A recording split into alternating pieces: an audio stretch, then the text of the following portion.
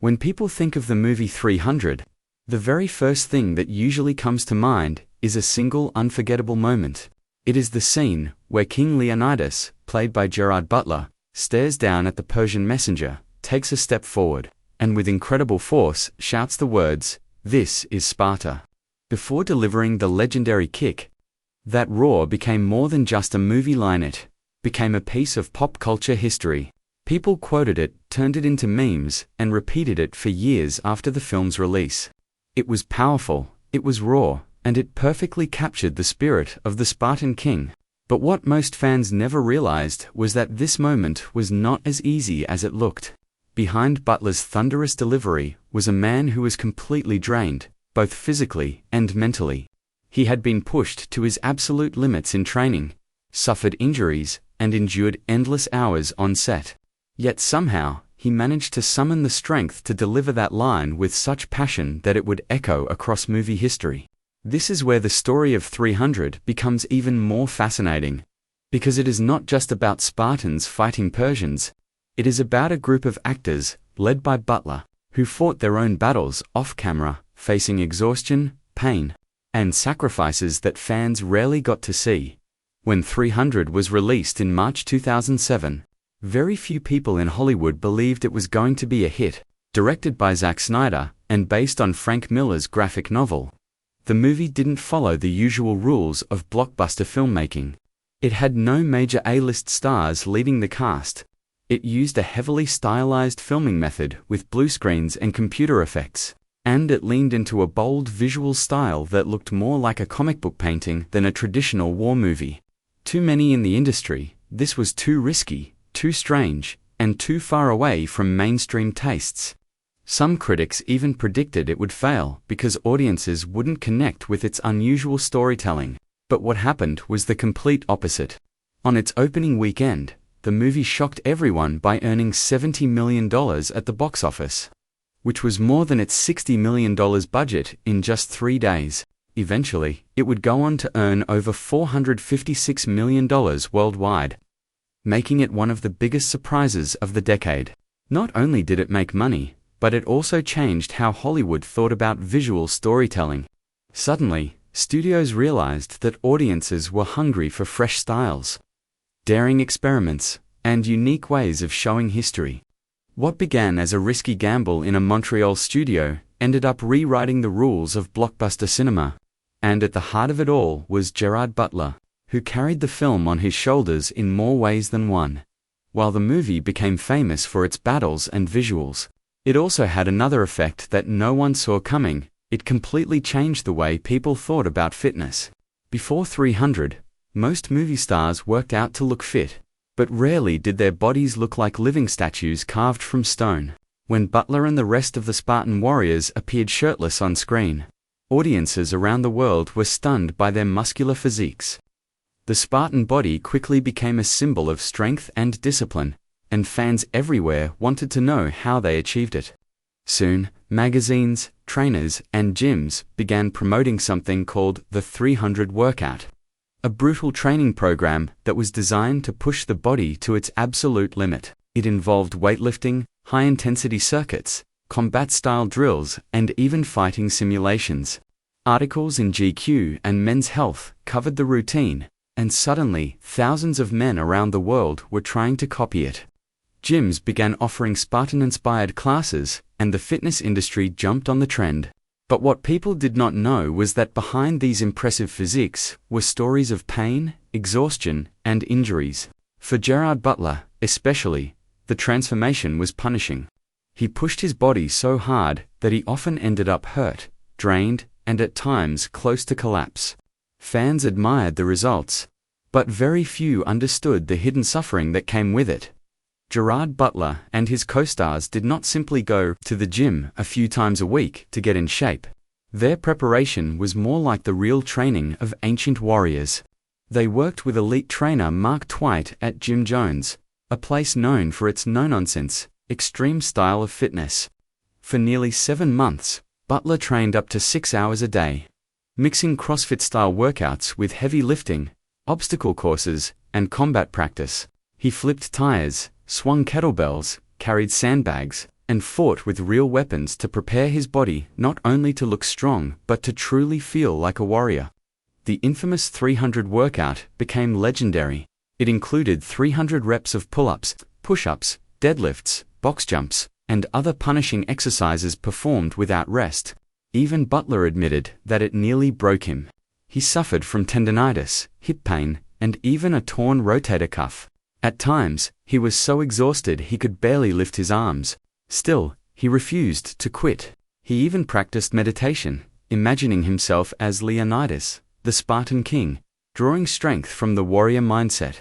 This mental training helped him survive the endless workouts and long days on set.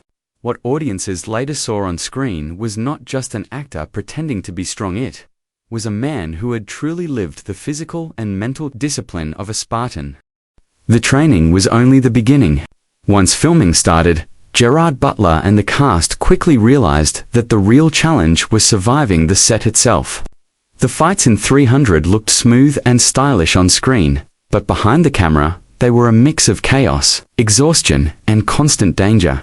Butler later revealed that nearly every day, someone from the cast or crew ended up in the hospital. The weapons might have been dulled for safety, but they were still heavy pieces of metal that could injure with a single slip. One actor nearly lost an eye when a spear struck the wrong way. Another suffered a fractured ankle during a fight scene. Even Butler himself collected countless cuts, bruises, and muscle tears from the non-stop action. Every fight had to be performed over and over, often for hours, until the director was satisfied. This meant swinging heavy swords, jumping, kicking, and wrestling while already running on empty. The cast fought in tight spaces surrounded by blue screens, with very little room to move. Butler described it as organized madness, where the line between acting and real struggle blurred every single day. Director Zack Snyder insisted that the actors performed much of their own combat instead of relying on stunt doubles. This gave the movie its raw, authentic feel, but it also pushed the actors to their limits. By the end of the shoot, many could barely move from the physical toll. What audiences admired as heroic Spartans battling Persians was, in reality, a team of exhausted men fighting through pain to create movie magic. For Gerard Butler, the role of Leonidas was more than just a performance. It was a transformation that demanded everything he had. But this transformation came at a high cost. During his 7 months of training and the long months of filming, Butler's body began to break down. He suffered from tendinitis in his elbows, severe pain in his hips, and at one point tore his rotator cuff so badly he could barely raise his arms. He admitted that there were days when he felt completely destroyed, both physically and mentally. Unlike many action films where stunt doubles take the hardest hits, Butler insisted on doing much of the work himself. He believed that in order to truly capture the spirit of Leonidas, he had to experience the struggle firsthand.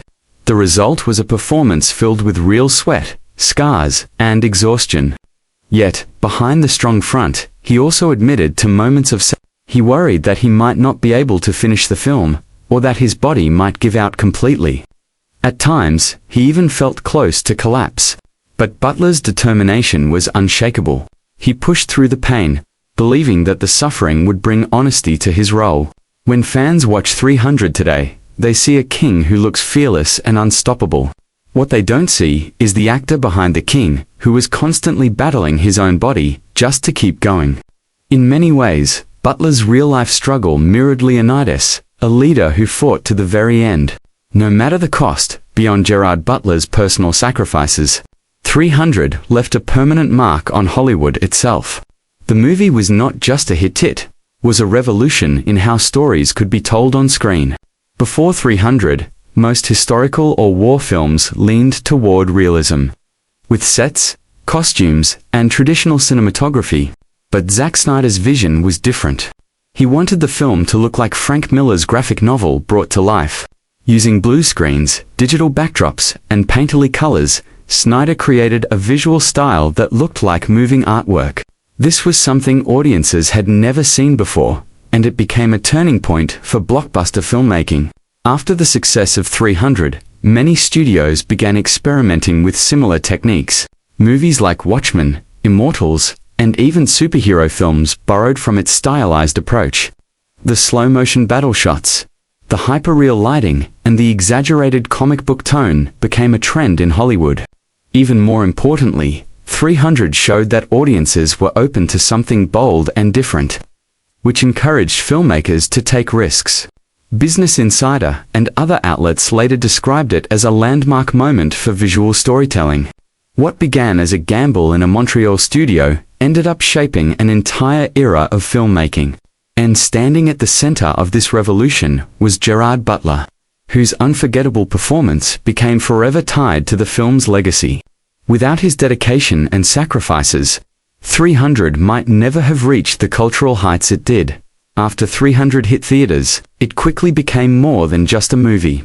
It turned into a cultural phenomenon. The line, "This is Sparta," was repeated endlessly, not just by fans, but in parodies, comedy sketches, and internet memes. The scene of Butler's Leonidas kicking the messenger into the pit was recreated in TV shows, advertisements, and even video games.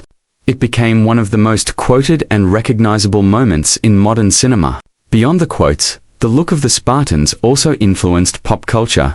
Halloween costumes, gym posters, and even motivational ads borrowed from the film's imagery. The Spartan body became a symbol of ultimate masculinity, discipline, and warrior spirit.